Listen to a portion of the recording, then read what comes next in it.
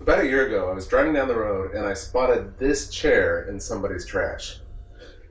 This bent lamination construction, I think, is just gorgeous. And this chair is in incredible condition. It only has one little problem, which is this lamination that's starting to peel off on the back. Now, I want to repair this, but I kind of want it to stand out. I want to do something that when you look at it, you know it's been repaired and you have to think about it for a minute. There are ways that you could repair this that somebody would look at it and never know it was repaired. I could cut the lamination across the back here down at the bottom and peel it all off and glue new stuff on the whole back of it, and you would never know it was repaired. But what I want to do is just do this part, and I kind of want it to be like a patchwork. So what I've done is I've picked up this iron-on edge banding. Usually you would use this for when you're working with plywood and you want it to look like a solid board. But I'm going to be using it just as a veneer on the back of this to kind of make it look both repaired but also very nice. I started by tracing and cutting a circle. I wanted to do a shape that would be interesting and stand out. I thought a circle would be kind of neat. You just cut through the veneer and then peel it off. It peels off really easy. Then it was just a matter of cutting the iron-on veneer strips to fit perfectly with the circle that I cut. Again, they cut really easily, and then you iron them in.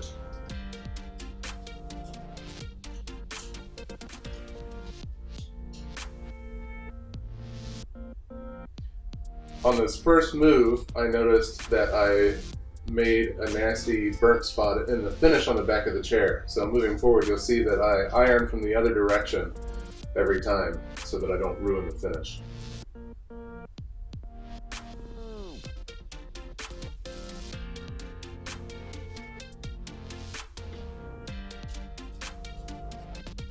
I thought it would be kind of neat to do this kind of like a racing stripe.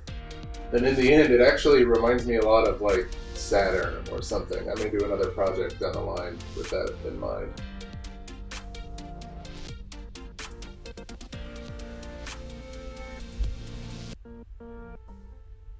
That's white birch or something and cherry veneer, I think. And cutting it flush was pretty easy. I mean, you just carefully cut it. That's it. I did a first pass just to cut off the excess, and then I went back and did a closer pass more carefully so that I could get it flush with the very edge.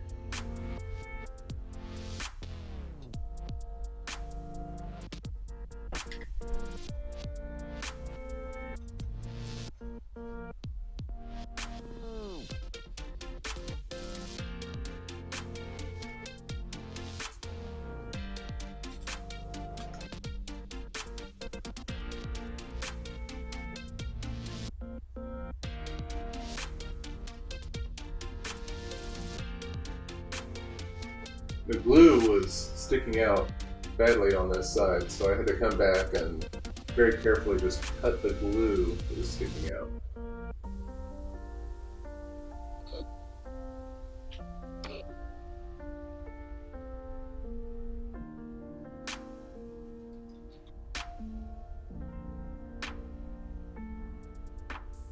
Some sanding to get it all smoothed out.